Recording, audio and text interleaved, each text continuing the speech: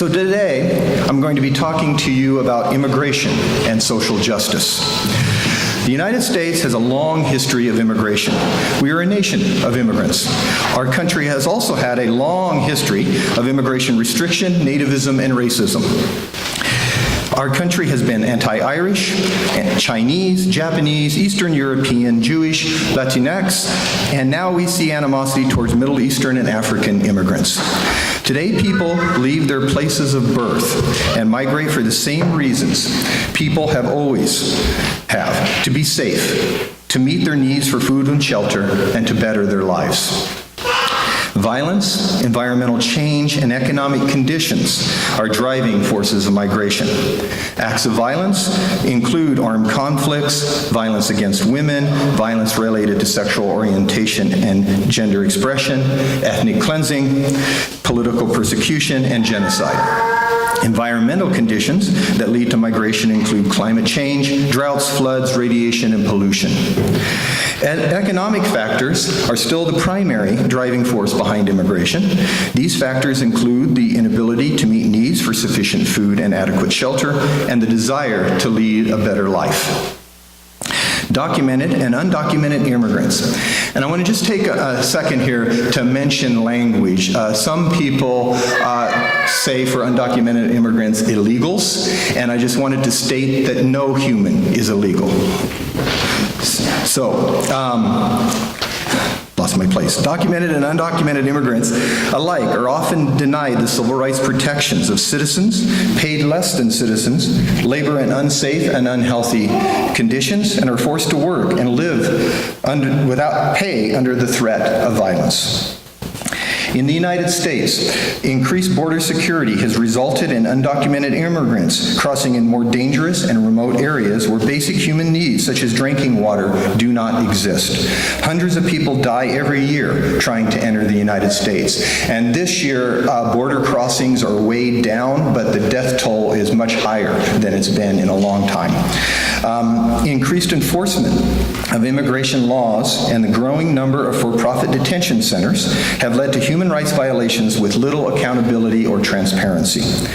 Immigrants in the U.S. detention system are not afforded the same due process as U.S. citizens, which leads to unnecessarily lengthy detentions. These centers are poorly regulated and often very overcrowded. Many undocumented immigrants and their families live in constant fear of deportation.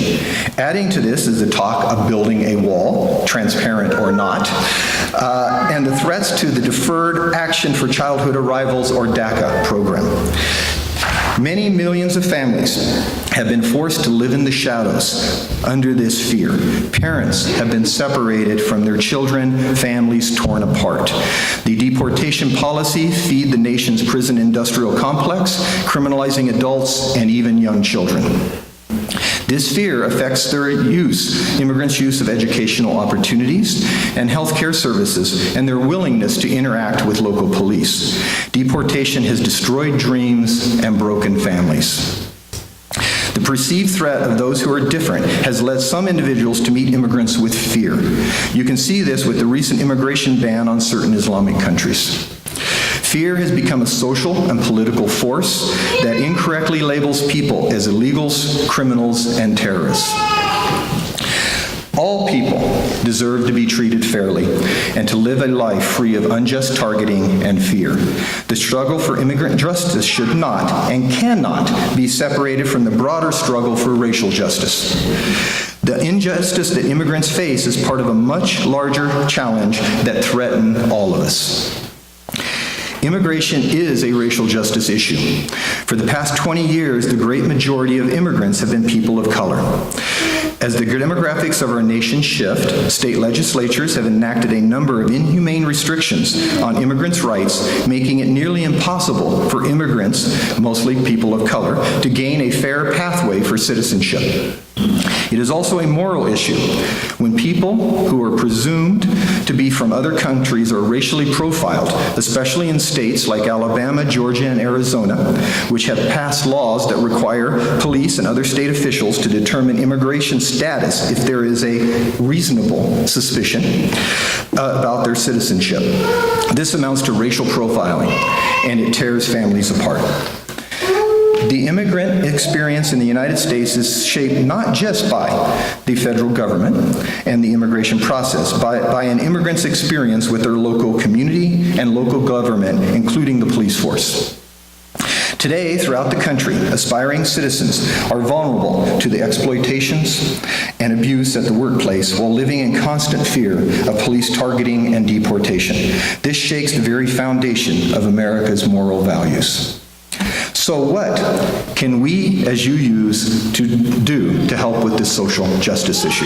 It's not going to be all the negative. Now we get to the what can we do side. And so the Unitarian Universalist Association is actively pursuing immigrant justice. There are several projects underway right now that you may be interested in. These include the Witnessing for Justice project. The UUA takes public stances and engages in action, including civil disobedience, in solidarity with our undocumented siblings and others who are suffering because of the United States' broken immigration system. There's also the Not One More Deportation program. The UUA has partnered with the National Day Labor Organization Network and the Interfaith Immigration Coalition in their efforts to end deportations. Together, they supported presidential executive actions to provide relief from deportation and separation for migrant families. Most of this was done under the Obama administration. There's the New Sanctuary Movement. They provide sanctuary to people appealing deportation orders, refugee children and families fleeing violence. They are part of the movement to create sanctuary cities across the country that have welcoming policies towards immigrants. And the last one is social justice trips to the U.S.-Mexico border. The Unitarian Universalist College of Social Justice offers service learning trips to the border. Journeys are grounded in theological reflection and help individuals, groups, and congregations understand the issues and discern a path towards effective action. But what can we do here? That's the UUA. So what can we do here on our level? So as individuals, we can educate ourselves and others about immigration policies and human rights abuses that result from these immigration policies. We can reach out and make friends with immigrants in our communities, make them feel welcome. And I wanted to mention the Welcome Neighbors sign. We have one out in front of the church, and they are for sale at Book People at cost. And so I encourage everyone to go get one. You might have seen them popping up around town. I have one in my yard. We need them in lots of yards. And so that's a quick, easy thing to do.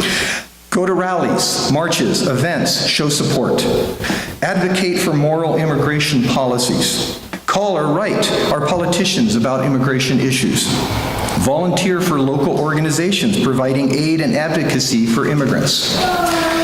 Listen to those who have differing ideas about immigration and work on finding common ground that takes their concerns and ours into account. Welcome new immigrants to join our congregation. Invite them in. Participate in refugee resettlement programs. And as a congregation, the UUCP could cooperate with other UU congregations, other faiths and secular groups that are focusing on immigration issues for the purpose of education and action, offer lifespan education, youth and young adult programming and worship services that explore immigration issues in much more depth, adopt service projects that address issues of immigration and immigrant rights. Only by working together and showing support for immigrants in our community can we hope to have a truly equitable and inclusive society. Thank you.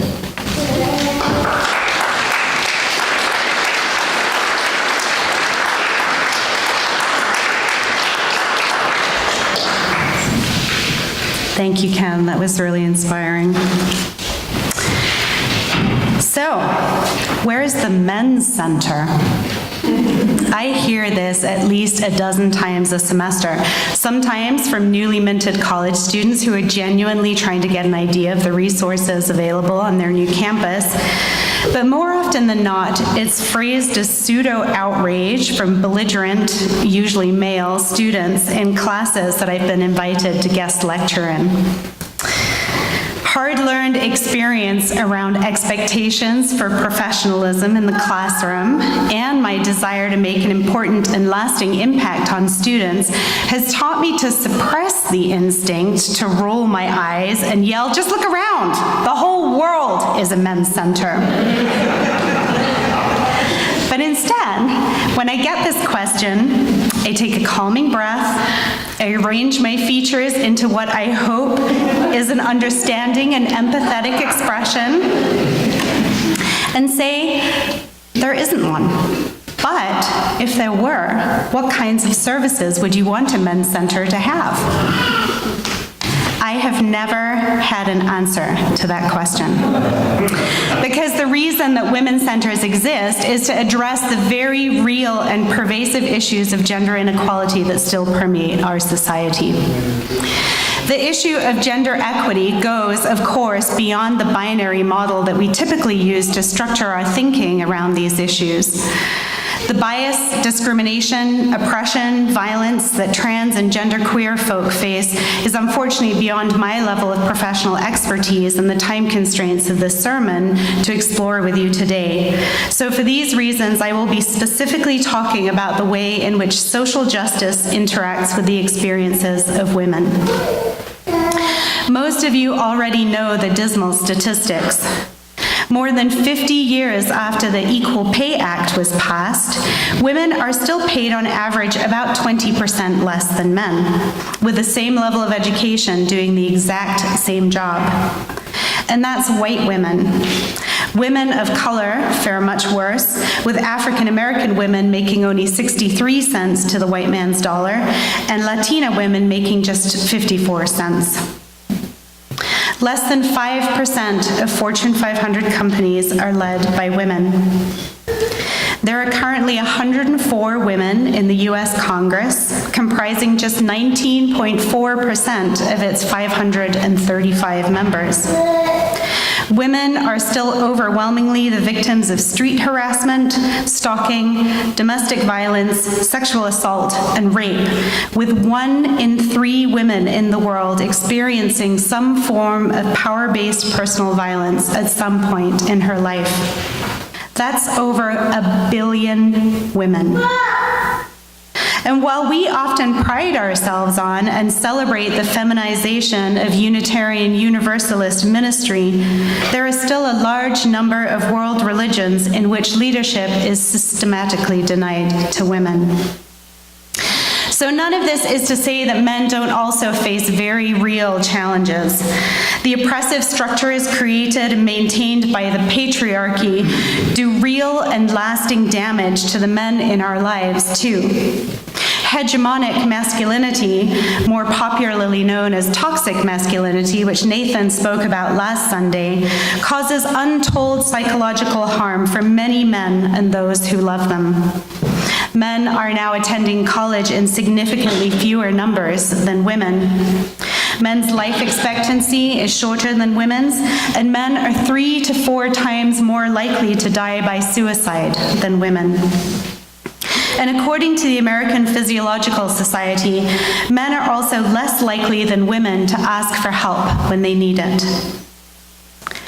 Phumzile Mlambo Nguka, the Undersecretary General of the United Nations and the Executive Director of UN Women, said that gender equity must be a shared vision of social justice and human rights for everyone, men, women, and all human beings. Because these issues are not just women's issues. Now, more than ever, women need active allies to stand by us and with us in the assault on our lives and our freedoms, and not just ours, but those of our loved ones, families, friends, and communities. As civil rights activist and visionary Martin Luther King Jr. once said, "Injustice anywhere is a threat to justice everywhere. We are caught in an inescapable network of mutuality, tied in a single garment of destiny. Whatever affects one directly affects all indirectly." This isn't just our fight, and it never has been. So what will you do to ensure a future filled with hope and opportunity for the women and girls in your life? It's time to step up. We need you to step up. And here are some ideas for how. At the personal level, center the voices of women and girls in your life. Encourage them to speak their mind, and then listen, really listen to what they have to say. Refrain from shaming women and girls with negative comments on their bodies, clothing, appearance, intellect, experience, or abilities. Look for opportunities to mentor the women and girls in your life, inspire them to achieve, help them to reach their goals, and lift up their skills and accomplishments for praise and recognition. At the community level, and Ken spoke a little bit about this, try really, really hard to use inclusive people-first language, and we're happy to talk about how to do that after the service. Join or start a book club and select literature written by women authors. Petition local galleries to show more work by women artists. Shop at women-owned businesses. Get involved with and donate to nonprofits like Alternatives to Violence of the Palouse, the Moscow Women's Giving Circle, the League of Women Voters, and yes, the University of Idaho Women's Center. Encourage local women to run for office and vote for them when they do.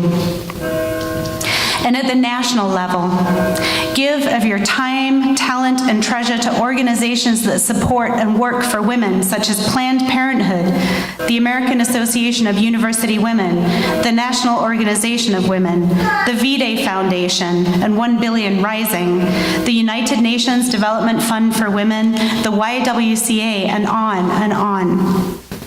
Lobby for legislation that will improve the lives of women, including those that address equal pay, paid maternity leave, reproductive health care and rights, bodily autonomy, and prosecution for sexual crimes. Educate yourselves and others on the manifestations of patriarchy, such as paternalism, sexism, misogyny, and gender-based violence. Explore and prepare yourself to navigate difficult conversations surrounding identity, power, and oppression. Audre Lorde remarked that there can be no hierarchies of oppression. The liberation of all people is directly tied to the liberation of women. I need you to partner with me in this work. And together, I truly hope someday we can build the kind of future where women and girls are respected and appreciated as full participating members of society, where their voices are heard, their dreams and aspirations are supported, their skills and abilities are valued, and where we recognize that creating and maintaining a healthy and productive world simply cannot exclude the voices, experiences, and contributions of half its population. This I believe, and so may it be.